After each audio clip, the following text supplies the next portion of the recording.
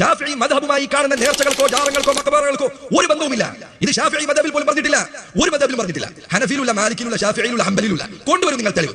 ഏതെങ്കിലും ഒരു കിതാബ്, മദ്ഹബിന്റെ കിതാബിൽ ഇവിടെ ഈ നടക്കുന്ന നേർച്ചയുമായി ബന്ധപ്പെട്ട അനാചാരങ്ങൾക്ക് ഒരു തെളിവ്, ഒരു വരിയെങ്കിലും തെളിവ് നിങ്ങൾ കൊണ്ടുപോകാൻ ഒരു തെളിവില്ല. എന്തിനാണ് ഞാൻ ഇങ്ങനെ പറയുന്നത്? എന്തിനു വേണ്ടിയാണ് ഇങ്ങനെ പറയുന്നത്? ഇവിടെ ആളുകൾ പറഞ്ഞു പഠിപ്പിക്കുന്നത് കാരണവന്മാരായി ഞങ്ങൾക്ക് ലഭിച്ചു വന്ന ദീനാണ് ഇത് എന്നാണ്. ഒരു കാരണവന്മാർ ഇത് പഠിപ്പിച്ചിട്ടില്ല, ഒരു ഇമാമിങ്ങൾ ഇത് പഠിപ്പിച്ചിട്ടില്ല, അഹ്ലുസ് സുന്നത്തിന്റെ പണ്ഡിതന്മാർ ഒരാളും പഠിപ്പിച്ചിട്ടില്ല, ഷാഫിഈ മദ്ഹബിലെ പണ്ഡിതന്മാരും പഠിപ്പിച്ചിട്ടില്ല. ഇത് ഈ നാട്ടിലെ മുസ്ലിയാക്കന്മാർ ഉണ്ടാക്കിയെടുത്തതാണ്. ഇതിന് ഇസ്ലാമുമായി യാതൊരു ബന്ധമില്ല. റസൂലുള്ളാഹി സ്വല്ലല്ലാഹു അലൈഹി വസല്ലം പറഞ്ഞു, നിങ്ങൾ ഖബറുകൾ സന്ദർശിക്കുക, ഫഇന്നഹാ തുദക്കിറുകുമുൽ മൗത, അത് നിങ്ങൾക്ക് മരണത്തെക്കുറിച്ച് ഓർമ്മയുണ്ടാക്കുന്നതാണ്. മറ്റു ചില റിവായത്തുകളിൽ അവിടുന്ന് പറഞ്ഞു ഫഇന്നഹാ തുദക്കിറുകുമുൽ ആഖിറ, അത് നിങ്ങളെ പരലോകത്തെക്കുറിച്ച് ഓർമ്മപ്പെടുത്തുന്നതാണ്. ഇതുപോലെ ഒരു പരലോകം എനിക്കും വരാനുണ്ട് എന്ന ബോധ്യവും തിരിച്ചറിവും ഖബറുകൾ സന്ദർശിക്കുന്ന ആളുകളുടെ മനസ്സുകളിൽ ഉണ്ടാകും.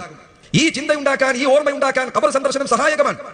ഞാൻ ചോദിക്കാൻ നിങ്ങളോട്, ഇതാ ഇവിടെ നേർച്ച നടക്കുന്നുണ്ടല്ലോ, ഈ നേർച്ചയിൽ 100 ആളുകളെ കണ്ടാൽ, അവിടെ നടക്കുന്ന ചെണ്ടകൊട്ട് കേട്ട് കഴിഞ്ഞാൽ, മ്യൂസിക്കുള്ള പാട്ട് കേട്ട് കഴിഞ്ഞാൽ, അതിനിടയിൽ ഡാൻസ് നടത്തി കഴിഞ്ഞാൽ, അന്യ പുരുഷന്മാരും സ്ത്രീകളും കൂടി കലർന്നു കഴിഞ്ഞാൽ, ഖബറിന്റെ അരികിൽ പോയി ഡാൻസ് മേള നടത്തിയാൽ, അവിടെ ഇതാ ഇപ്പോൾ തന്നെ കാണുന്നത് പോലെ കയറാനും ആഘോഷിക്കാനുമുള്ള സൗകര്യങ്ങൾ ഒരുക്കി വെച്ച് കഴിഞ്ഞാൽ ഏത് മരണത്തെക്കുറിച്ചാണ് ആരാണ് ചിന്തിക്കുന്നത്?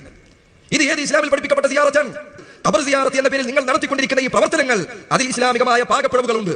അതിൽ ചിലപ്പോൾ ഇസ്ലാമിൽ നിന്ന് തന്നെ പുറത്തു പോകാൻ കാരണമാകുന്ന കാര്യങ്ങളുണ്ട്.